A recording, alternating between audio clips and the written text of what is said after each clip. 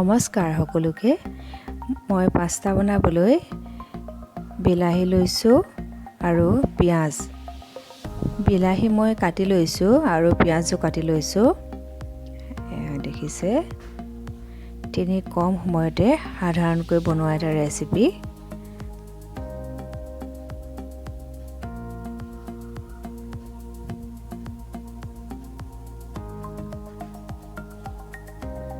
আমাক জিৰা লাগিব আৰু টমেটো চচ লাগিব। টমেটো চচটো আপোনালোকে নিদিলেও হ'ব যদি বিলাহী দিয়ে। মই এনে সোৱাদৰ কাৰণে লৈছোঁ আৰু লগতে বাটাৰ বা চীজ কিবা এটা দিব। মই চীজ লৈছোঁ। দেখিছে, এতিয়া এখন কেৰাহীত মই অলপ পানী দি বইল কৰি লৈছোঁ। ৩-৪ মিনিটৰ সময়ত মই এইটো বইল কৰি ল'ম।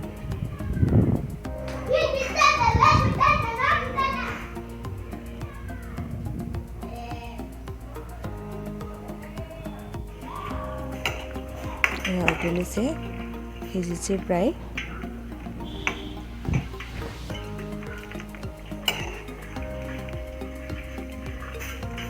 দেখিছে, মই হাতা এখন লৰাই চাইছোঁ, সিজিছে।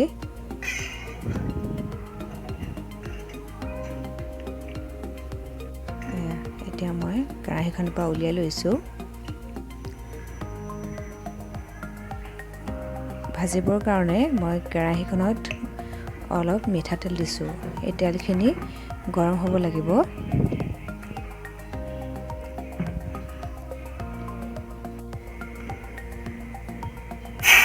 তেলখিনি গৰম হোৱাত মই পিঁয়াজ দি দিছোঁ।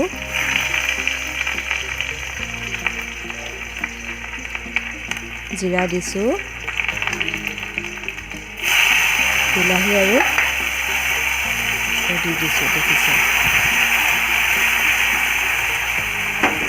এতিয়া পিঁয়াজ আৰু বিলাহী মই অলপ সিজিব দিম। হালধি দিছোঁ, লগত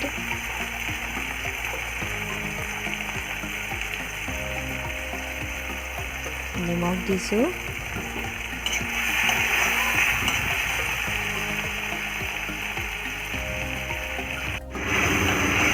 মোৰ বিলাহী আৰু পিঁয়াজ সিজা হৈছে। এতিয়া মই বইল কৰি থোৱা পাস্তাখিনি দি দিম। এয়া দেখিছে,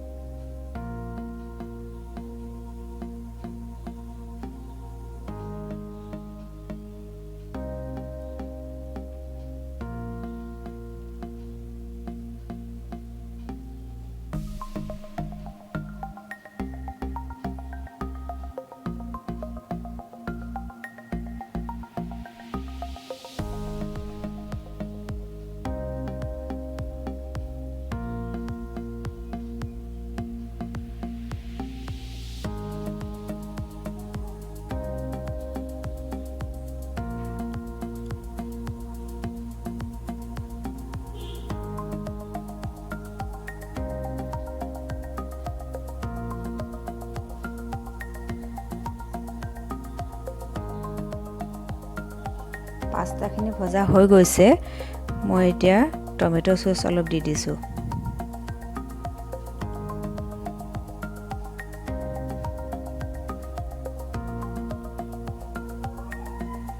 গোটেই পাস্তাখিনি মোৰ এতিয়া সিজোৱা হৈ গৈছে। তিনি কম সময়তে হয়, খাবলৈও বহুতেই সোৱাদ হয়। মই নমাই অলপ চীজ দি দিছোঁ ওপৰত। আপোনালোকে চীজৰ সলনি বাটাৰো দিব পাৰে। বহুতেই সোৱাদ লগা এটা ৰেচিপি, তিনি কম সময়তে হোৱা।